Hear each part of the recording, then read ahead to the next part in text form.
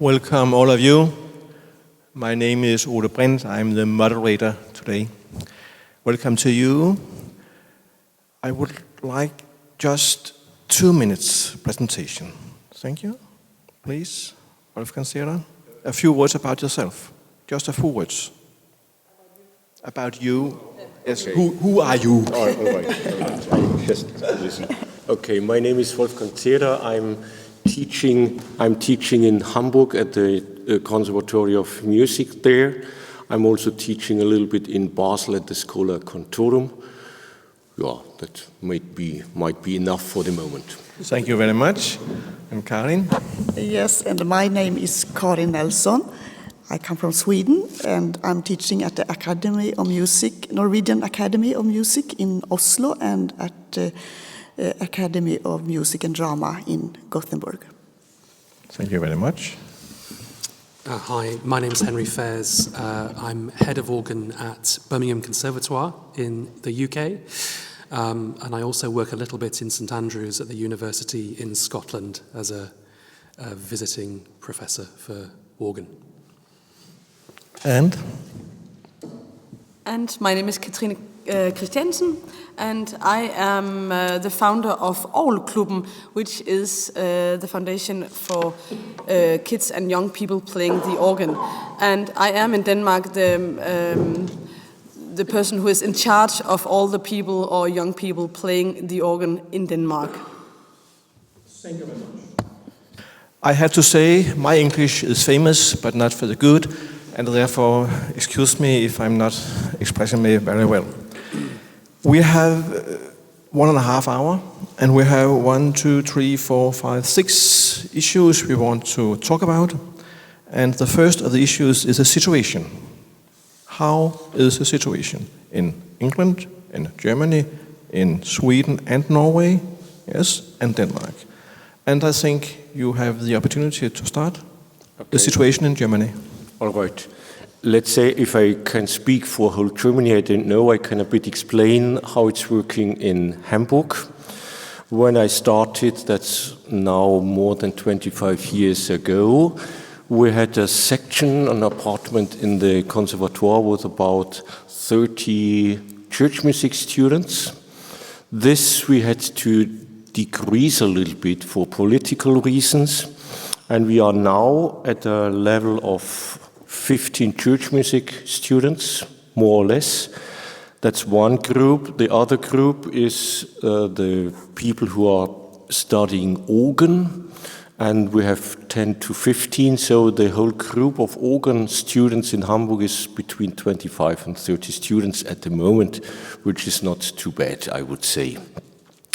And the general situation is we had to decrease the number because of less jobs in the church for several years.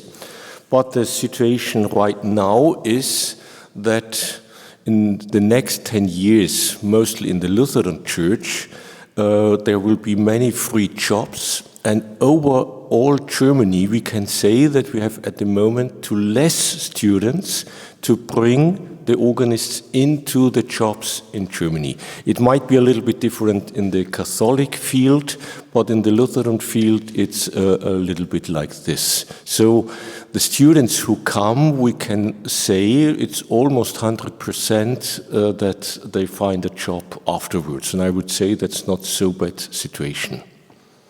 Maybe enough for the moment. Thank you very much. Karin? Yes, and I can say the same thing about Sweden and Norway also, that there are several organist positions, but so all the students actually get to work somewhere. I would like to say something about that the Swedish church and the state, they divided up in 2000, and before that the organist positions, they had to, some hours they had to teach organ or piano. So that meant that all organists had students. So several actually played piano and they continued with organ. After this dividing state and church in 2000, many of the congregations decided that, we want to use these hours to maybe start a new choir instead of letting the organist teach, or we want the organist to play on more services. So that meant it's not so many organist positions where one actually have students. So that is a big problem. So there are not so many young organists maybe playing, but I will tell a little later about that, how the church and different societies are dealing with this. One see the problem and want to change it. And both in Oslo and Gothenburg, where I'm teaching, we have around 20 to 25 organ students in different levels, on master or bachelor level. In Oslo, it's also an education called a one-year education, and that is for somebody who already have a bachelor education in piano, for instance. They can start a church music education in 1 year, or we suggest that it will be in 2 years, but half time, because that is actually the limit for learning organ, we found mostly. Thank you. I guess that in England the tradition is possibly a little different from in Germany or in Scandinavia on several fronts, really. Maybe the first is that we don't have a formal church music study for students at conservatoire or university age, but rather we have a tradition whereby students hold an organ scholarship. This could be at a church or a cathedral, and it's a little bit like an apprenticeship that students complete alongside their studies at university or music college, so kind of learning by doing, if you like. Also, at the younger age, at school age, in Britain we have a very strong private school tradition, and the private schools, many have very good facilities and often a chapel with an organ or organs, but the state school system tends not to have that strong tradition. So we have many organists and church musicians who've come to the organ through private school, and maybe not so many through the state school sector, particularly as fewer people go to church nowadays in our country. Perhaps with the exception of cathedrals, actually, which I think are seeing a rise in church attendance, so that the big centres. As far as the job market is concerned, there are jobs there for our students, but it's maybe not so lucrative in Britain to be a church or cathedral organist. The cathedral positions, generally speaking, you have a salary that you can live from, but it's an incredibly full-time job. It's really a 7-day-a-week job with rehearsals from 7 in the morning and an evensong service with choir and organ almost every day of the week. Very often with these jobs, you have a house with the job. Maybe not a huge salary, but you can live from that. So some students look to go into this side, if you like, of church music. But increasingly, many others are going into a portfolio career with perhaps a church job on a Sunday, with a church with good music perhaps, that they can use as a base for music making and for their teaching, but then with a lot of freelance work in and around that can include teaching. And of course, some go into school teaching too. As far as the Conservatoire in Birmingham is concerned,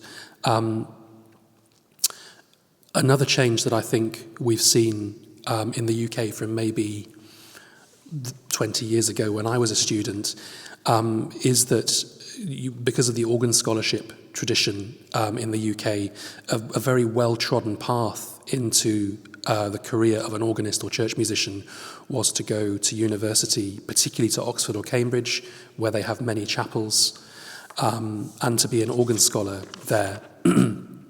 My understanding is that in the olden days, if you were a fantastic musician or organ player, or maybe a sportsman, but on the academic side, you didn't quite get the A's that you need at A-level to get in, there was some leniency there, and they would accept you and give you an organ scholarship.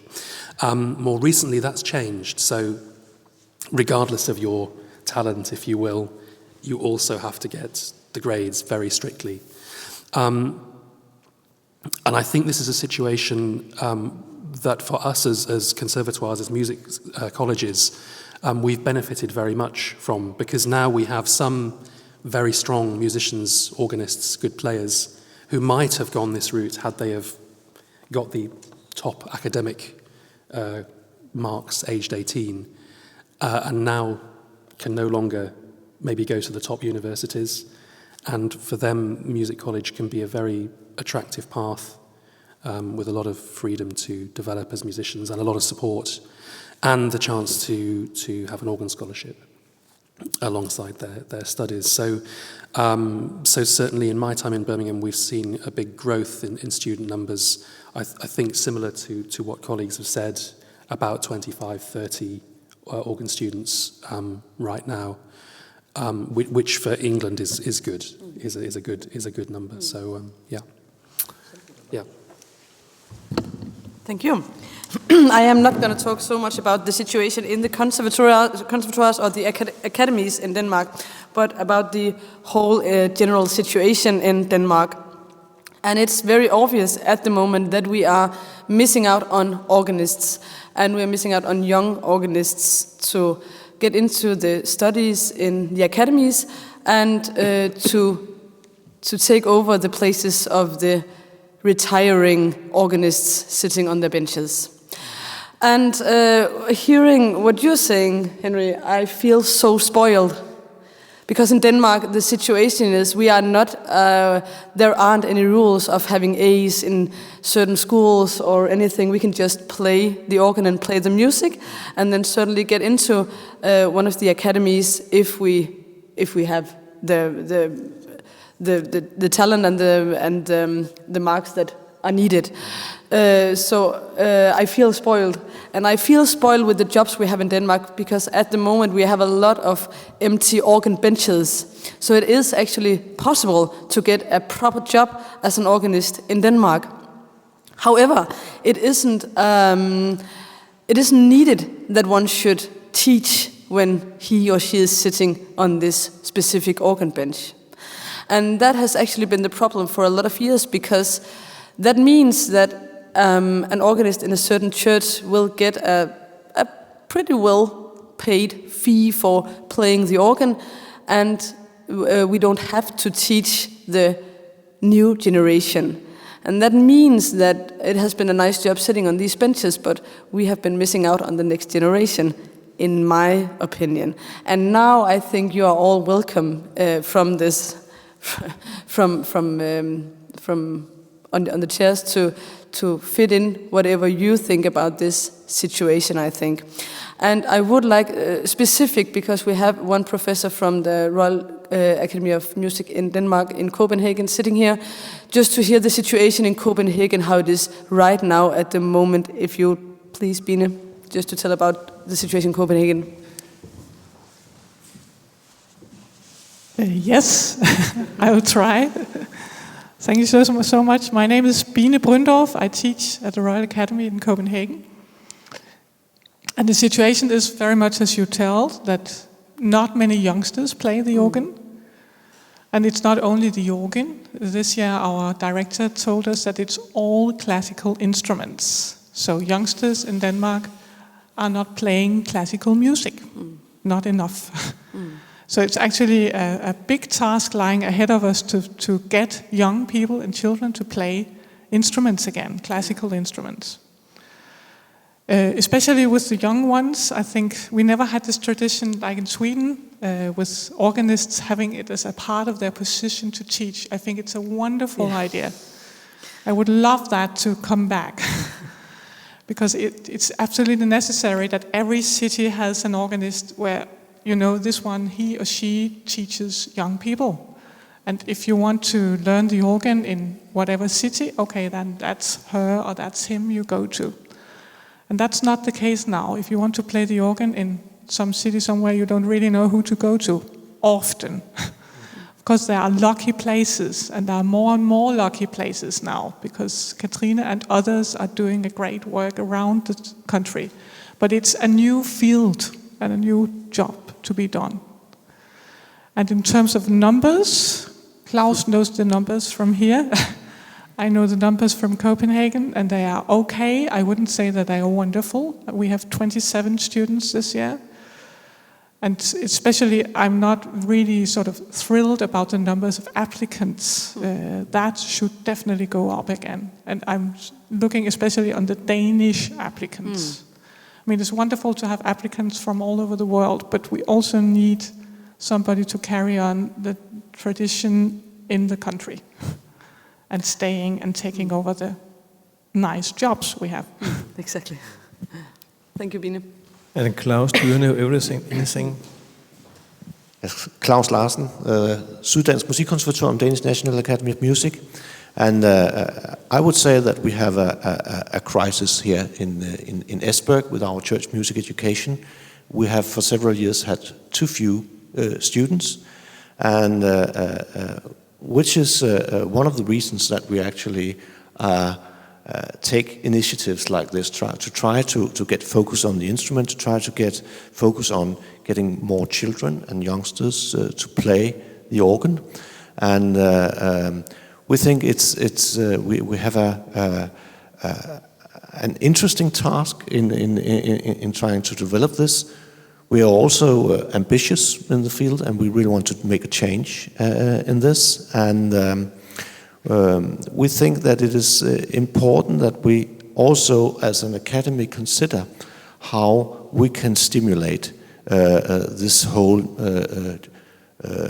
ecosystem of church music that we need to have, because that, I think, is a problem that we could consider it as a sort of ecosystem where there's a lot of interdependency between where do we get the applicants for our academy and how do the churches get the organists into the positions, and how can we work together to develop a better environment for this, and how can we talk more together about this, because I think that there has not been very much dialogue between different institutions or different layers of institutions, so I think that we are, as Katrine said, there's actually lots of jobs out there, and there will be more in the future. In the next 10 years, there will be a lot of change. And so maybe I should also say that we have two different systems of educating church musicians. We have the music academies, but we also have the Church of Denmark's own education system, which Ole represents actually. And also in that field there's a strategic work going on to try to address the future challenges, because we can see this, it's going on right now. There's a huge change on the organ benches out there, and we can't just can't educate enough to not even together with the church music schools. We can't. So we have to figure out how we're going to establish this. And what I think is also a major concern is how we can uphold quality and develop quality in the music in the Danish churches, as not only as church music, but as a source of cultural nourishment for everyone, and a place where you'll meet music at a high level. I think it's very, very important for us. So. Thank you very much. Question number 2. Is it possible to say something about the common interest for organ and organ music in the church and for the man at the street? Wolfgang? Okay, I would say first, in the general society, I would say that the role of the church and and maybe a little bit also the church music is a little bit decreasing. The church in general is less highly estimated in our society. On the other side, church music plays a big role in Germany, I would say, in the cultural life.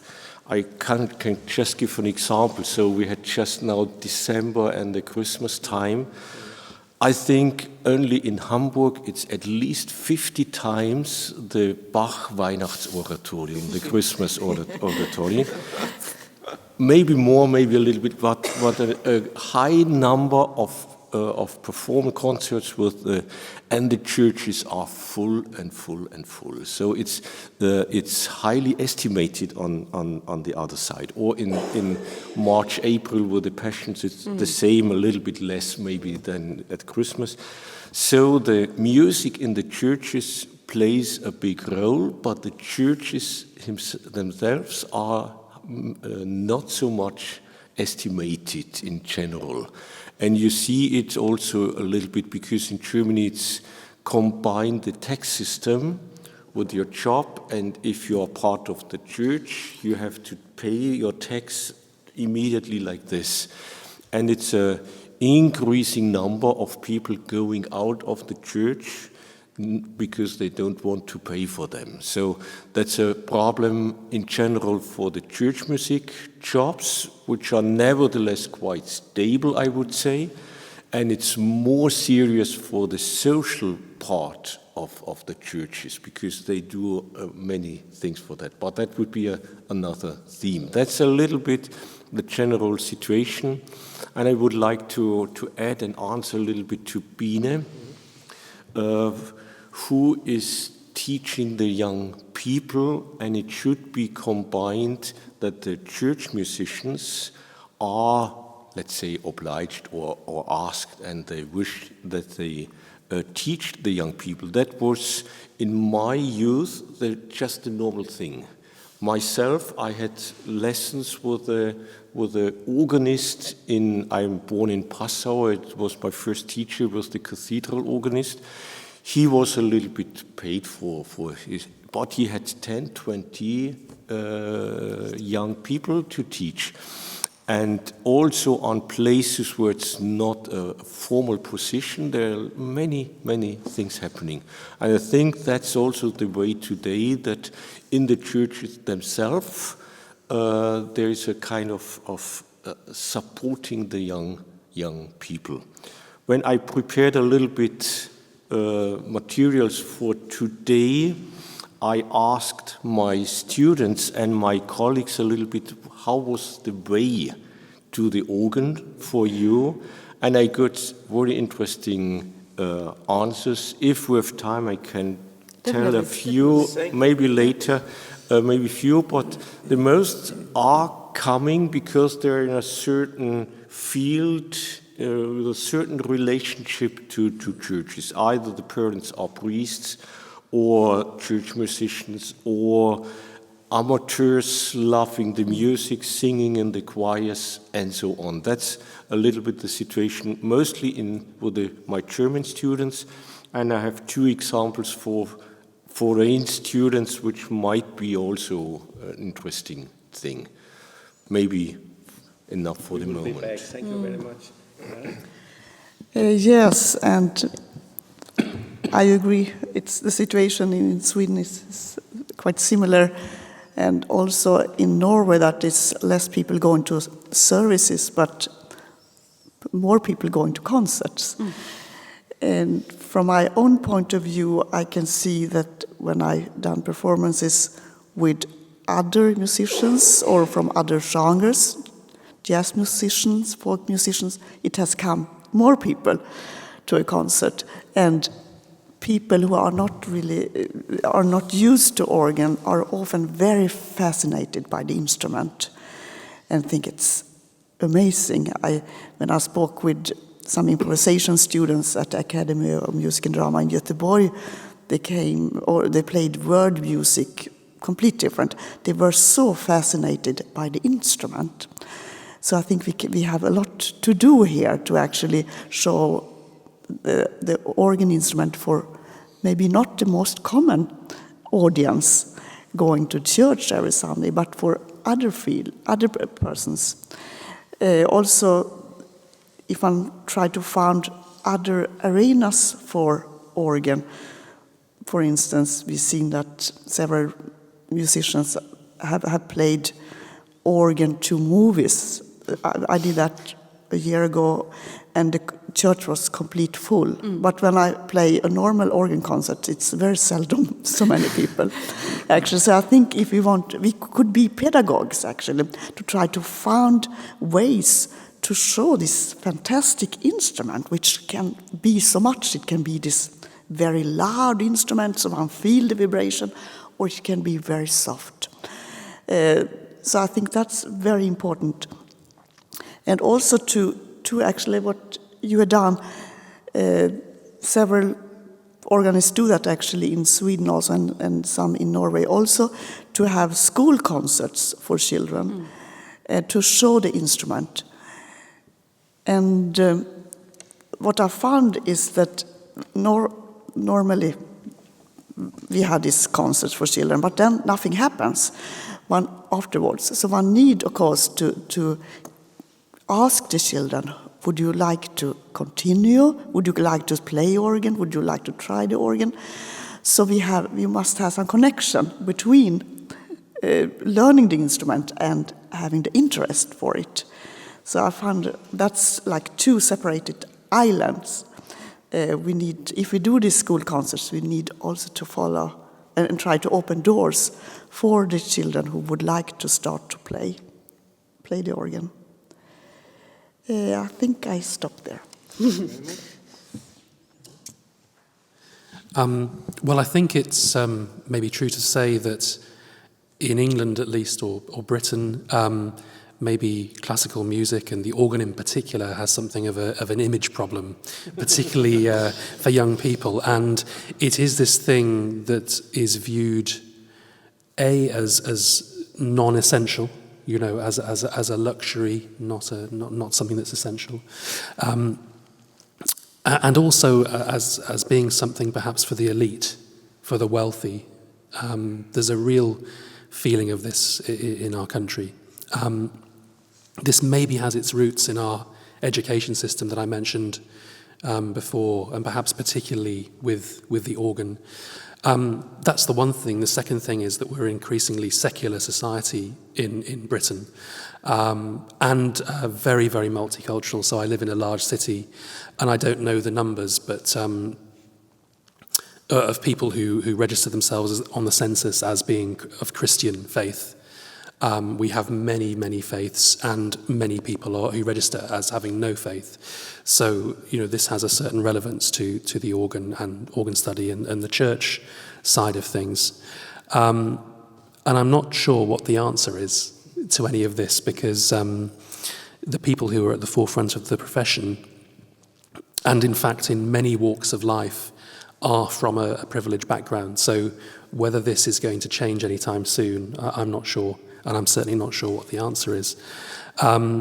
So it's a challenge, and something that I would like to see is that more children from state schools and from less wealthy backgrounds have a chance and get to hear this wonderful instrument.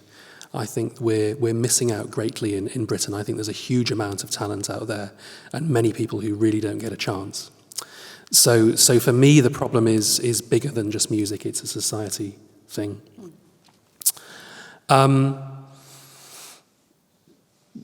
That all being rather negative, I should also say in our cathedral choir in Birmingham, we have at least 2 Muslim children singing in the choir, which is a really fine thing, I think.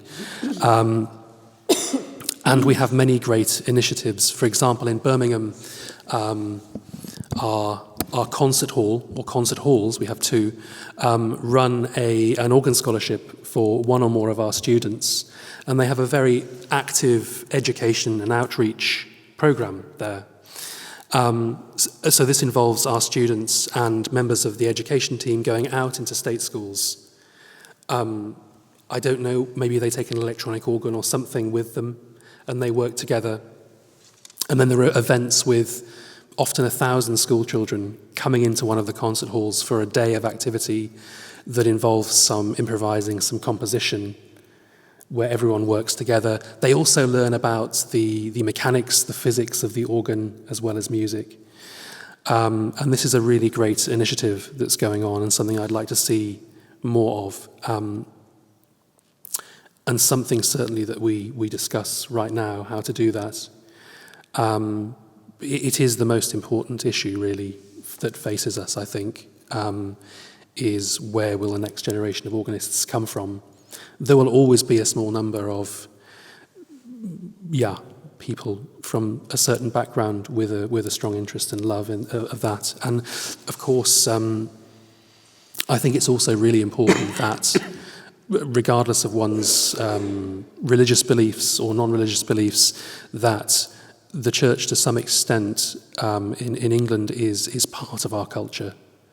And although many people are non-religious, I think many people do view the church at least in that way. So from the musical point of view, and particularly, if you like, at the lower level, at the parish church level, which is how I came to music, actually not through a cathedral, but through being a parish church chorister, with an okay choir, not a fantastic choir, but this is where the exposure to the instrument and to the music came for me. And these are fewer and becoming fewer and further between these choirs. So, to some extent, it has to do with money, actually. And as I understand it, the funding for music and the arts, certainly in Birmingham, where I live, has just been slashed again by our government. And there is this, and I really feel it when I go abroad, if I go to Germany, that the way music, the estimation of music and classical music in society, and the money that is spent on it is incredible, for me, as a British person. And I think there's a lot that we could learn from that. Of course, money is not everything, but it helps. Anyway, I've spoken enough. Thank you. Thank you. About the situation amongst the normal people in Denmark, I've had a lot of funny experiences teaching all these kids from around the country.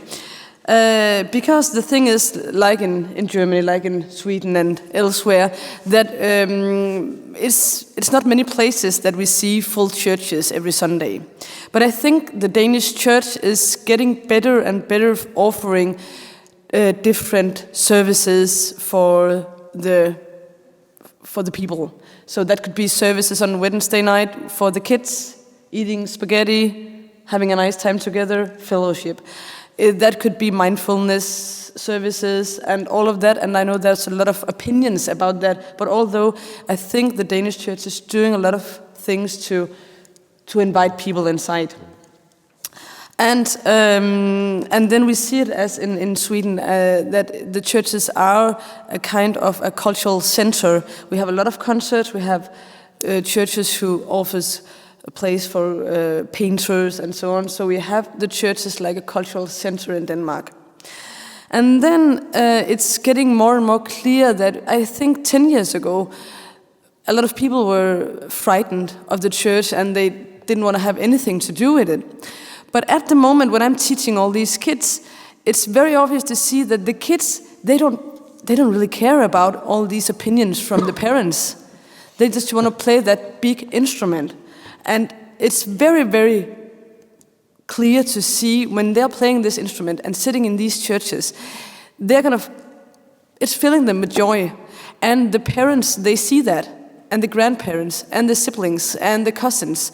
They see this feeling with these kids, so they can't avoid the church in that way. So they have to take it in. And that makes me very happy. And one example was one of my young students. She just came in from the street and wanted to play the organ. And her dad came with her, and then at one time we had a lesson, and I think she's been playing for 2 months. And then I said, Now we have to stop because there's going to be a service. What's a service? She said. She didn't even know that the churches were actually places where services were. She just thought about the church because it was placed with an organ and she wanted to play the organ. And that's actually amazing because the kids, they don't have all these thoughts about is it right to go to the church or isn't it, or what about the beliefs? They believe in the good music.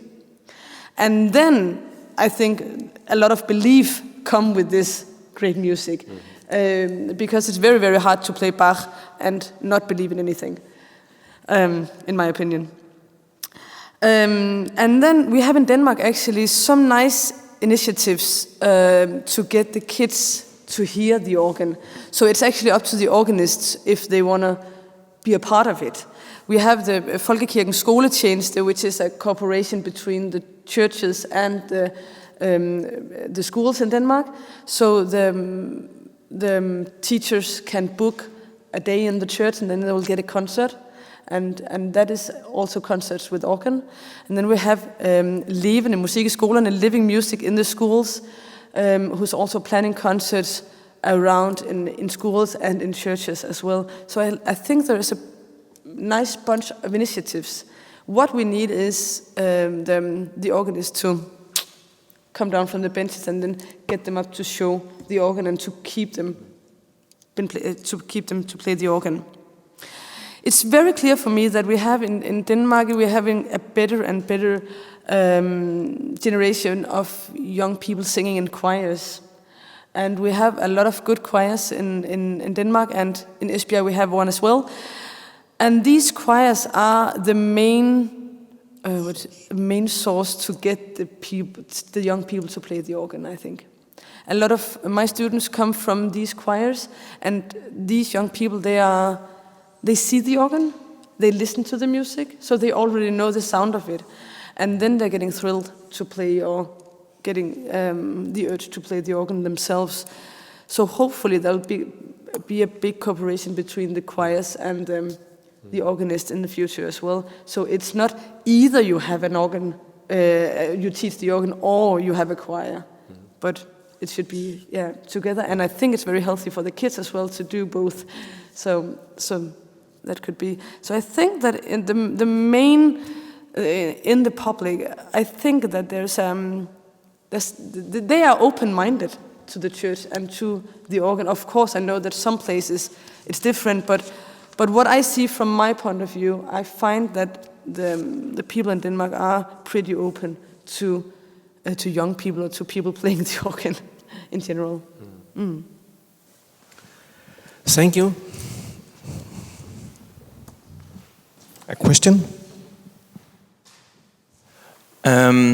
I would just like to ask, wouldn't it be better if, or could it be an idea to approach the problem of lacking amount of musicians by approaching it with a more political view?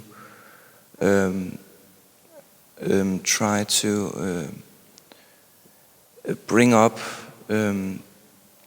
it's just an idea, but it could be brought up in the way that in schools they don't, or in my school we didn't have a lot of music. It was a couple of years, once a week, and the only thing we did was to sing. And they didn't have a lot of music in it. I think children need to learn that there are more to music than just singing with the class. There should be a more open-minded way into the schools for musicians to teach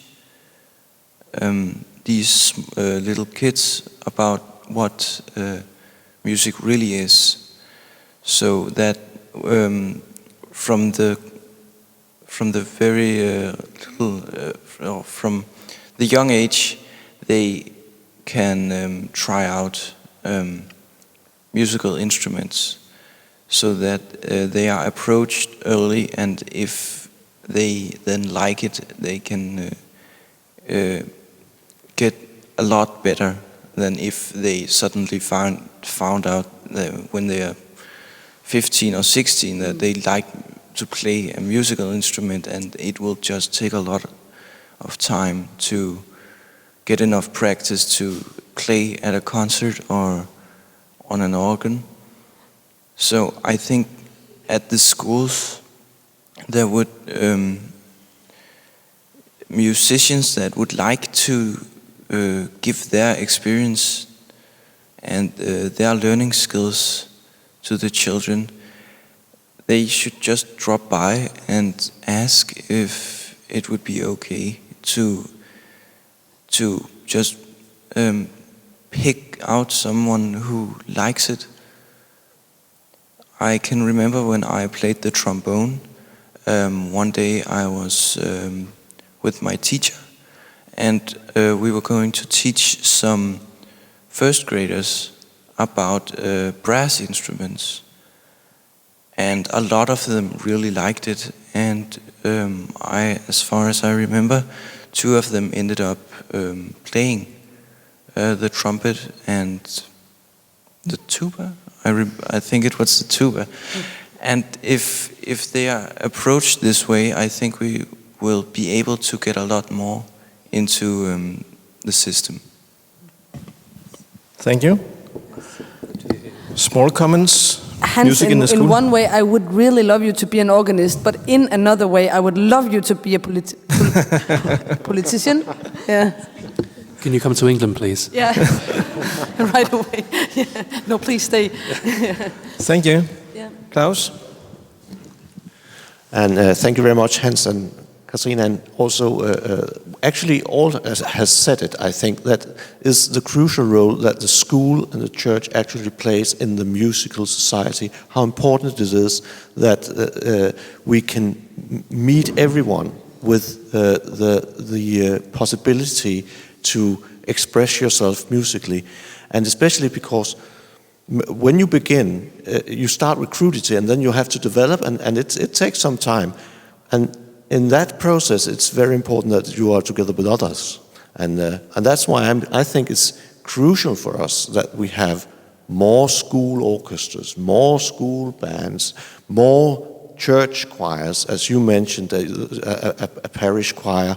And that's exactly where the crucial role of today's organists, who are already out there on the benches, is that you really need to take care of this. It's not just about the Sunday service. It's actually a responsibility towards the whole musical society that you have as a professional organist, and you need to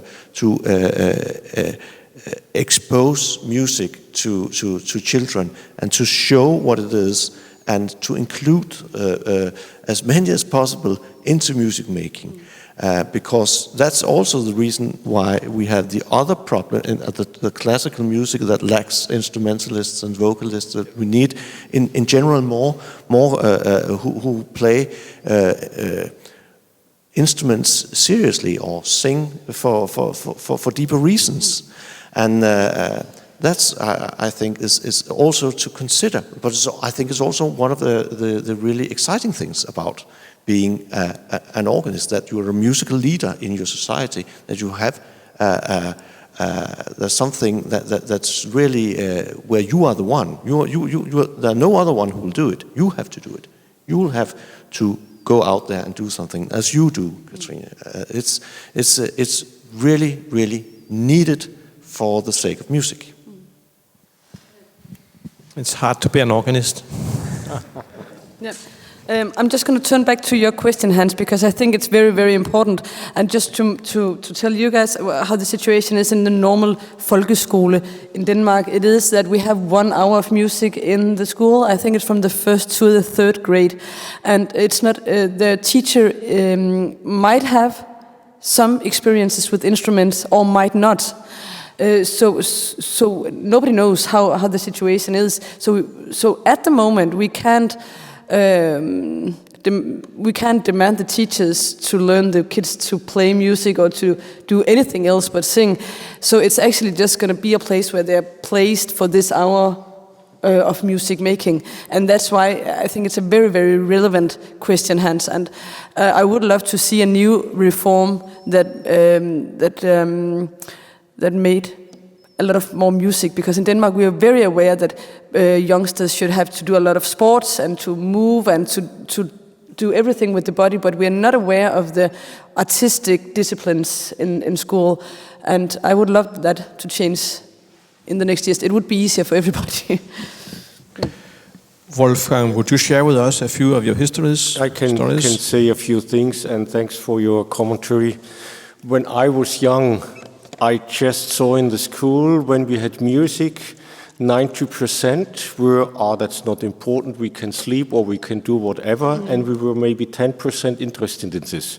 And 10%, I would say it's quite a lot if I compare it to today. What I see today in the schools of my kids, it was quite similar. When there was a school concert, it was mostly something on a very low level, okay, that I can accept. And it was really one side of music, some anyhow classical thing or choir singing. I must say I was suffering in these concerts, but okay, that's a different thing. I think I can say a little bit what's going on in Germany. There are some high schools, so Gymnasium we call it, where it's with a special musical orientation. And there the interested people go. In Hamburg there is some. In my town, but outside was not, so they had to go to Hamburg, what's nevertheless too far away for a little child. But there are some islands for this, and I think it's important to pick out the islands and to support it a bit. Two other things, what we offer sometimes in our university is a kind of open day just to inform for the studies. That's a little bit different. But there is a project which it's called JEKI. That's a German abbreviation. It means für jedes Kind ein Instrument. For every child an instrument. And colleagues from the university go to the schools. My dear friend from the trumpet class with his students, and they're playing with trumpet. It's really easy, but with other things as well. That's good. It's not so easy for organ, but I was several times asked for a school group coming to the university to see the organ, to present them. And some other kind of open days we had, and that was always very fine. And the younger, the more interested they are.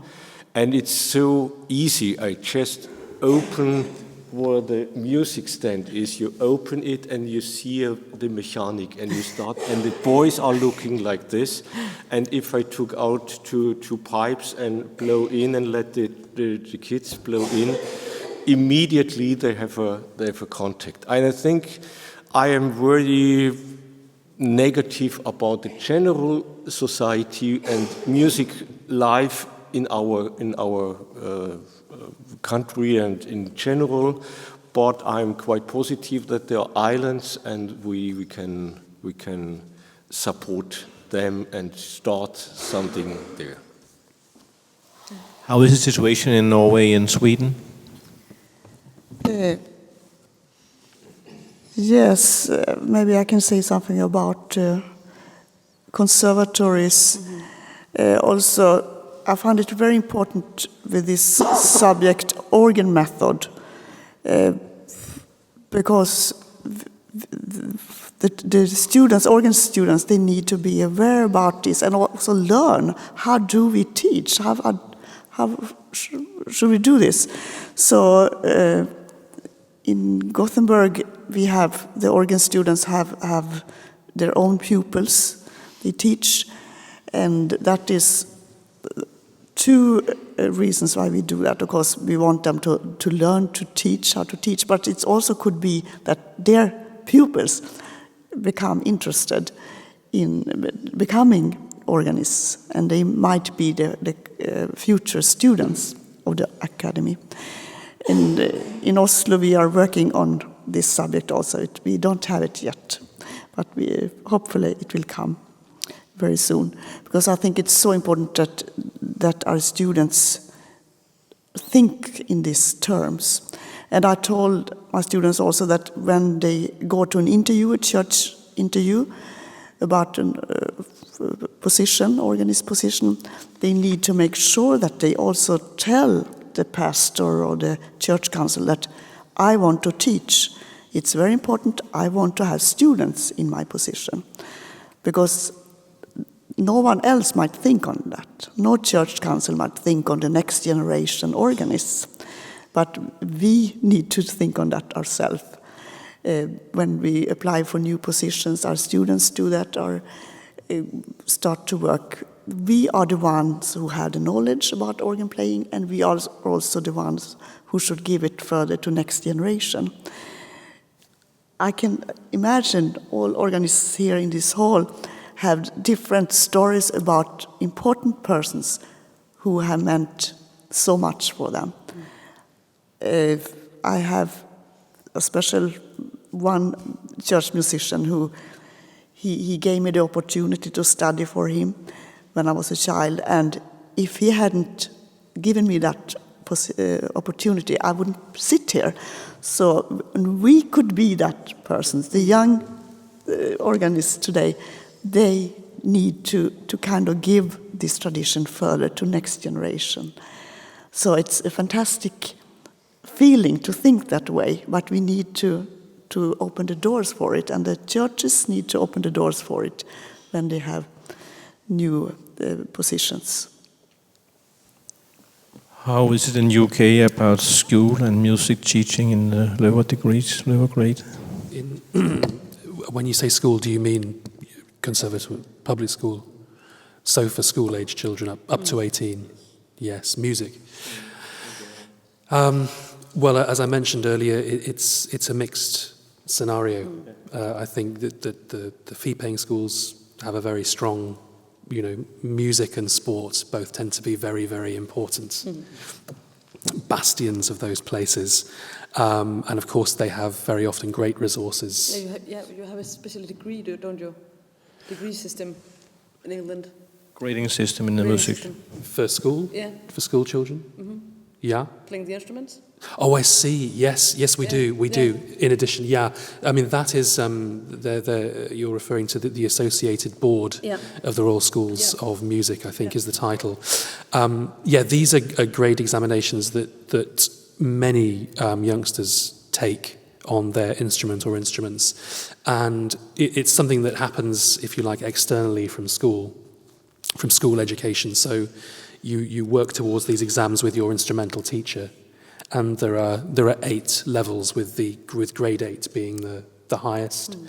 And I think it's still the case, at least when I did these, it was the case that when you got to grade 5 on your instrument, before you could proceed and do 6, 7, and 8, you had to take a theory exam, a music theory exam.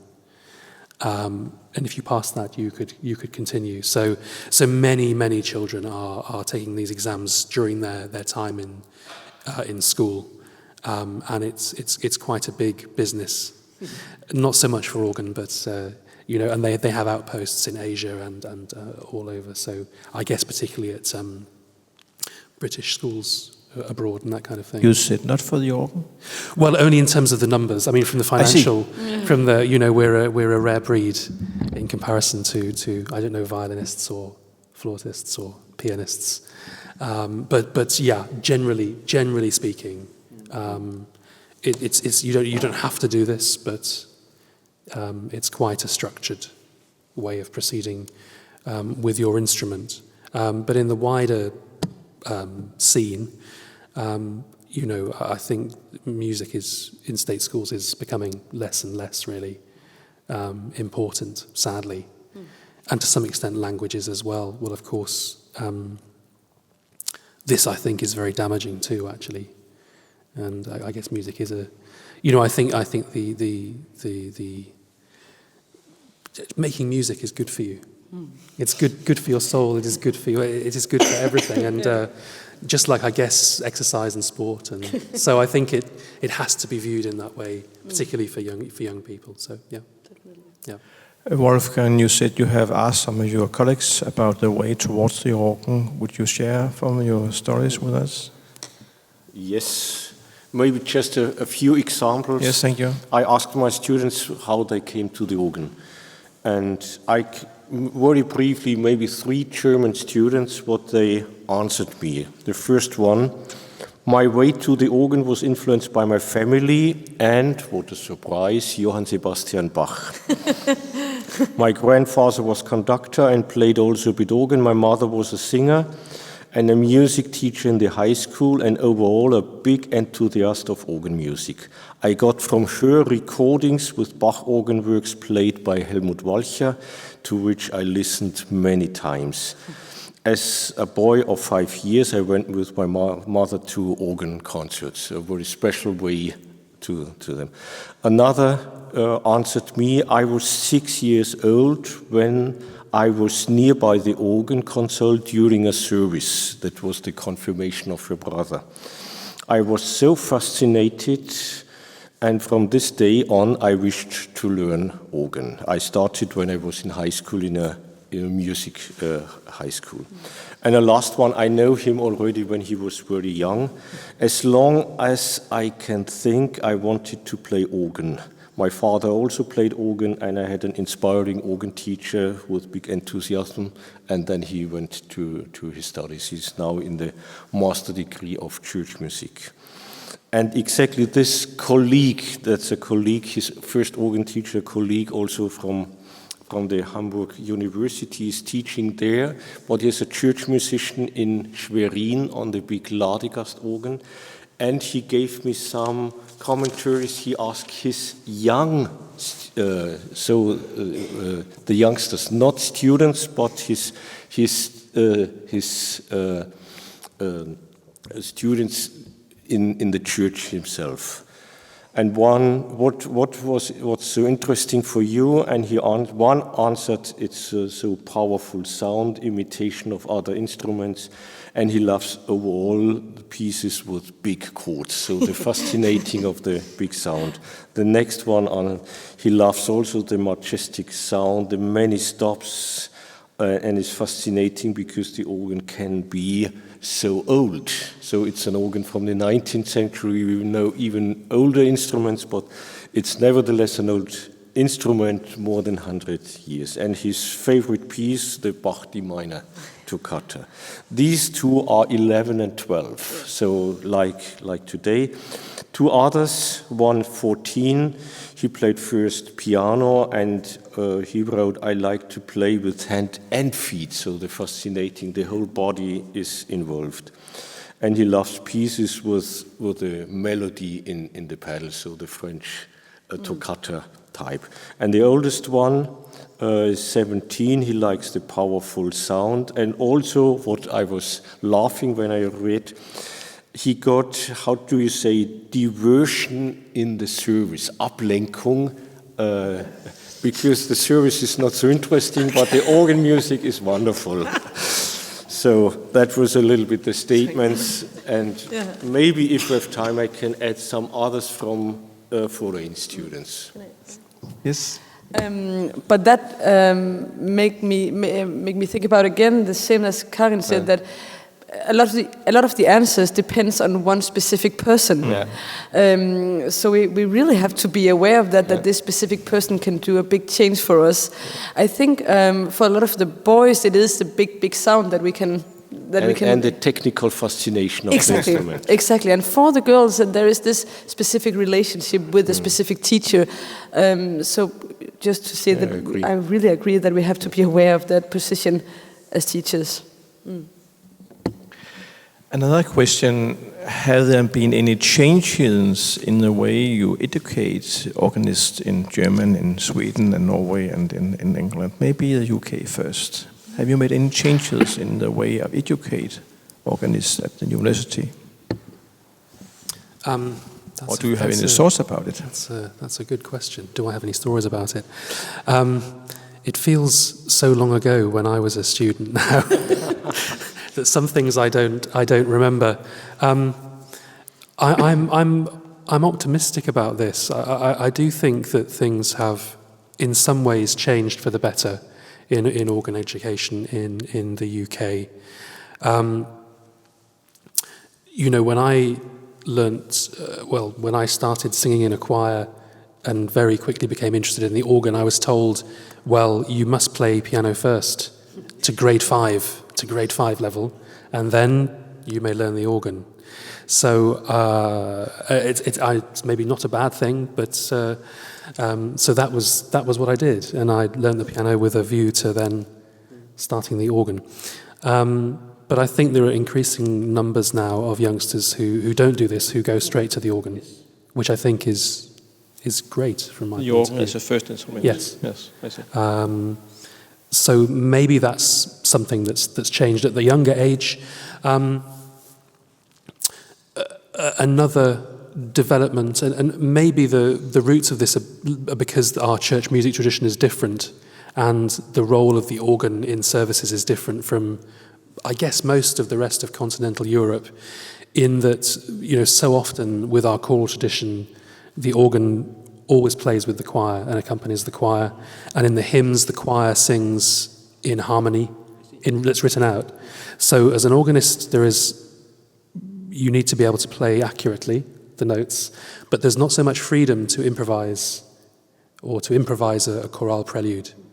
Instead, we play one line of the tune, and then everyone comes in, for example. Yeah, so I don't think I really had any improvisation lessons when I was a student at music college. It wasn't a given that would be taught 20 years ago. And now, if we didn't offer that in Birmingham, we would lose out because everywhere else does. So that's just one side of organ playing that I think has developed a lot. It's not a side that I'm very good at, so I don't teach it. I don't teach it personally, but it's an incredibly useful skill for an organist in so many ways, and great now that we're seeing the rise of that coming in England. And I think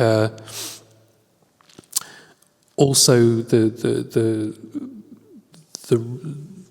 growing awareness about historically informed technique and interpretation, talking at music college level now. When I first learned the organ, I don't know, when I was 10 or 11, and I played Bach, my teacher taught me to play legato and to add the reeds of the swell and to play in a very orchestral way. This is what I knew, Well, it's one way to do it. It's not illegal, So my first experience of the notion of looking at sources and thinking more deeply about that is something that came later. Well, when I went to music college, and I think in the younger generation of teachers, we're more in line perhaps with mainland Europe in our teaching style, rather than a slightly insular island mentality. We have that in other areas of life, by the way, but not me personally. But yeah. So perhaps those are two changes. Yeah. How about Sweden and Norway? Do you have made changes? Of course, we hope to be aware about latest research in historical informed performances. So that I agree. We have seen the same tendencies in Sweden and Norway. But since the education in both countries are focused, the bachelor level, are focused on church music, where organ is a very important part, we also have changed in that way that when we look at our hymn books, we see different styles of music, different genres, and of course we need to look at that and see how can we teach these different styles. So that means we are, at least in the hymn playing and improvisation, we get influences from other genres as well. And I think that's important. to be open-minded. And several of our students nowadays, they aren't so particular about genres, I feel like, as we were when I was younger, because we have musicians who organists who are very good jazz pianists, and then they also are very good Baroque interpreters on organs. So I would say it's a more open-minded group of students we have than when I was young. Well, I would say in general it's similar in Germany as well. So the information you can get today, it's more broad than maybe 30 years before. On the other side, all the informations you can have, and the internet is very fine in this way. It's also the danger really to do it, because if it's available, okay, it's available. That's just enough. And what I notice sometimes is when students come, so they're so different, but nevertheless, some are less educated in general musical things, so the theory, how they listen, and all these things. So sometimes we have a bit more to do with the basic things in the beginning. But on the other side, I see every student is so different from the next one. I don't have a certain pedagogical way how to do it. I try, where are you? How can I bring you forward? And what I'm doing with the first, I'm completely doing something different with the next. There's no real certain line. But I agree, it's just normal standard to play the organ in a different way if you play a Bach or if you play some romantic piece or even very early music, and to have knowledge about the instruments and to travel to the instruments and so on, and to open the ears just to listen carefully. Denmark? Shortly about the situation in Denmark, I think the great thing here is actually that the situation in all of our countries are pretty much the same. The situation with with the students that that do enter the academies are in the same shape all over Europe, yeah, or America for that sake. It's obvious that there has been a lot of changes in Copenhagen. Now it's obligated that everybody is teaching and in pedagogy, so everybody has to have a student to teach, and they're being taught in teaching, and definitely with the genres, with the hymn playing. There's a lot of courses I know both here in Esbjerg and in Copenhagen with jazz pianists and with people who has a lot of knowledge about playing hymns in different genres that we are used to. And we see today that a lot of new hymns are being published, and we have to be able to play these hymns as they should be played. Either it's on the organ or on the piano. So I think that's some of the changes. Then there's been that very, very sad change that we are being cut in our lessons all the time. So when I was a student here, we had, I think, 28 teaching weeks, and now it's down to 25. So it's going the wrong way, isn't it? So that's one of the changes. And of course, now we have the system with a bachelor and then a master afterwards. Yeah, so I think that's some of the changes. And Bine, you're welcome to add as well. Yeah. Well, just as Katrine mentioned, we added this organ pedagogics for all in the master's program. And it's also a way they have a whole year where they learn to teach. And they teach all the time. So they move on students to each other, take over from another student, a student from another student. And typically students within the academy, trombone players wanting to play the organ, or accordion players wanting to play the organ, or whatever. So they get people from there or from outside. And it's also a way for us to find out who really likes to teach among our students. And to sort of catch them and to throw them to Katrine if they like to teach children. Or to throw them to Ole if they like to teach older students, like grown-ups or even very grown-ups.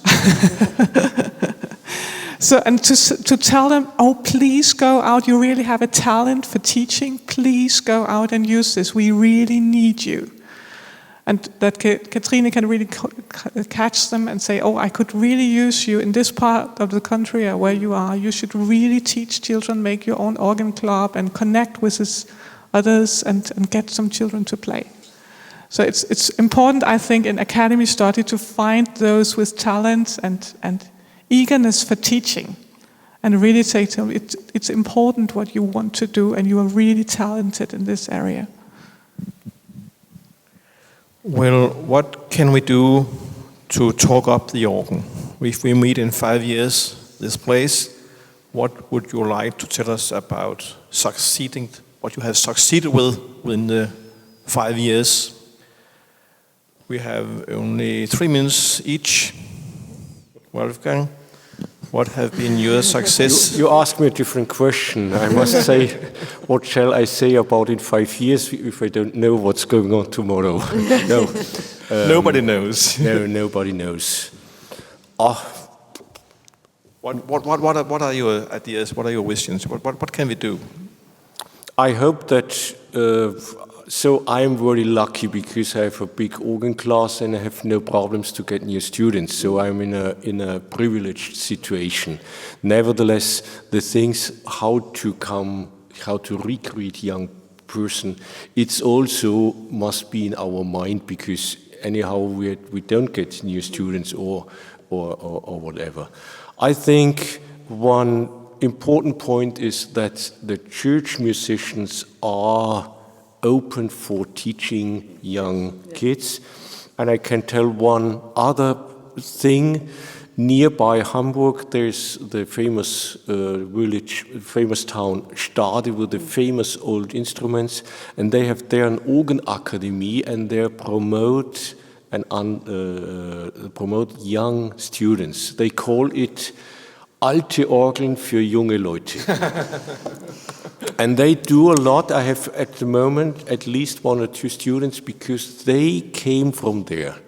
A freshly church music situation open for the young kids, promoting them, doing advertising. So we, in the university, we advertise the studies in the musical journals and so on. So that's important, yes. And I think what the crucial point is that in the churches themselves, there is an atmosphere to welcome the young people. That's wonderful. And Karin? Yes, and I would like to say something which happens now, but hopefully it will also be something which continues. For instance, in Norway, there are some organ clubs. In Trondheim, for instance, Ludwig, the organ club called Ludwig after the 19th century organist Ludwig Lindemann. And a project which the Norwegian Church has is Pilgrim in Organ Shoes. And that is, they have had a summer camp in Trondheim in the big cathedral, Nidarosdomen. They had organ teachers, Björn Vidar Ulvedalen. He is a preschool teacher as well as an organist. So he really have the education to teach children.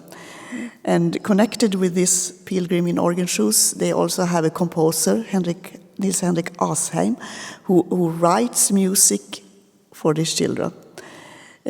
So this kind of things I think is very important. In Sweden we have 2 very important women. Gunilla Rönnberg, she is the first authorized Suzuki organ teacher in the world, and she has been teaching small children, and she has also educated several Suzuki organ teachers in Sweden. And we have Annelise Lindberg-Sjödin. It was actually one of her Swedish students who were here earlier today and played organ. And she has developed, she has written 7 organ books in a series called Orgel Plus. And these pedagogues, they inspire also the next generation organists. I think that's very important. I also hope that the organists, I can just say from this, how it is in the Swedish church. For instance, when it is baptism in church, I had so many colleagues, they seem to play piano at baptism, for instance, when it is this kind of children's songs.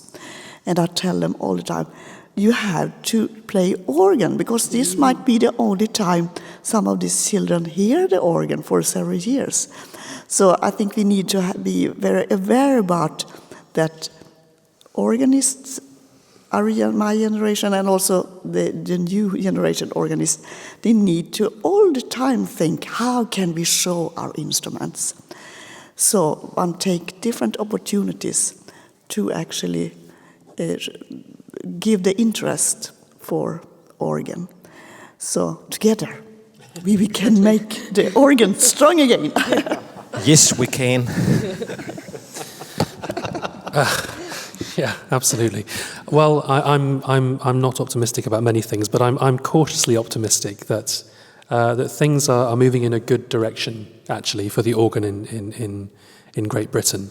There's a long way to go, but I think maybe the future is very much in the hands of concert halls and conservatoires like the one where I'm based, doing more in the community, doing more outreach to the less privileged areas of society.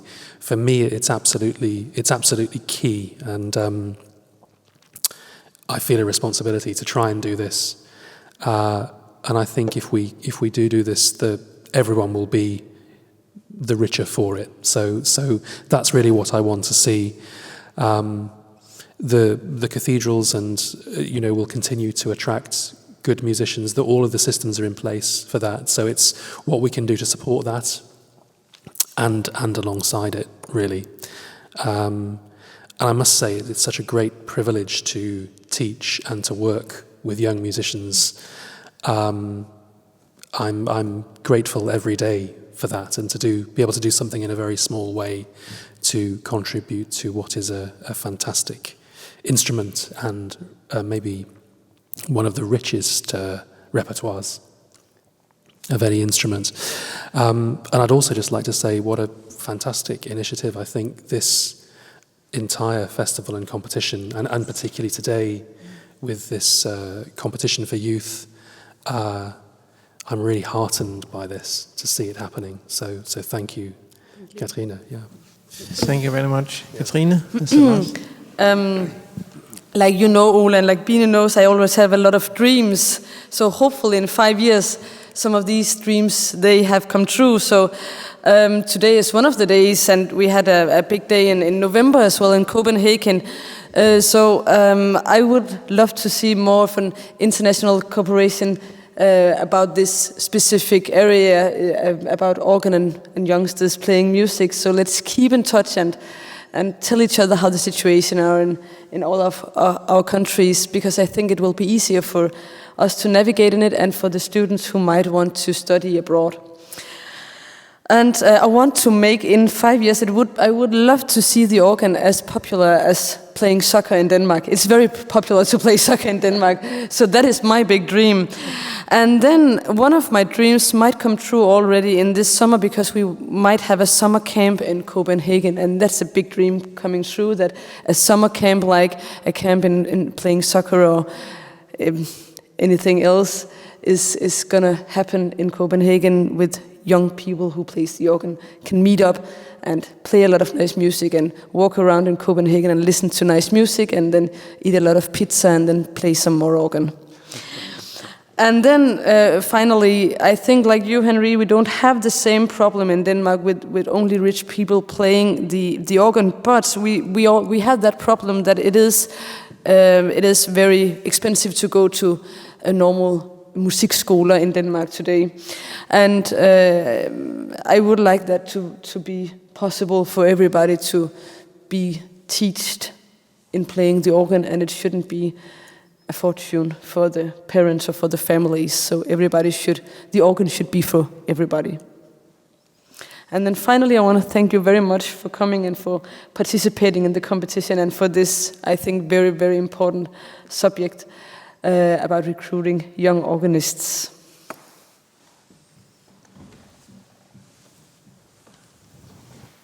Thank you very much. It's been a pleasure to hear and to meet you. Thank you very much. Thank you. Yes, I'll just grab the microphone here, as I have the last chance to say something, and I would like to convey my thanks to all the jury members who's been participating with us here for this Day of the Organ, and also for Ole for moderating this debate. And last but not least, I would like to convey my deepest gratitude and thanks to Katrine, who has been strong, who has this strong initiative, who has been a strong force in making this whole organ competition from the very beginning, from the very first idea. And I remember when Katrine came to my office quite early on, a couple of years ago, and said, "Why do we not make an organ competition in Esbjerg," and so on and so forth. And well, we did, Katrine. Yeah. But thank you very much for not just the work you did today, not just all the preparatory work you've been doing with this competition and this whole Day of the Organ, but for all the work you do on an everyday basis to spread the beautiful word about the organ anywhere you can get away with it. So I think all of us owe you a tremendous thank for this work, and I hope a lot of people will be inspired by this and go and do likewise. So thank you very much, everyone, and thank you very much. Please give Katrine a hand, I think.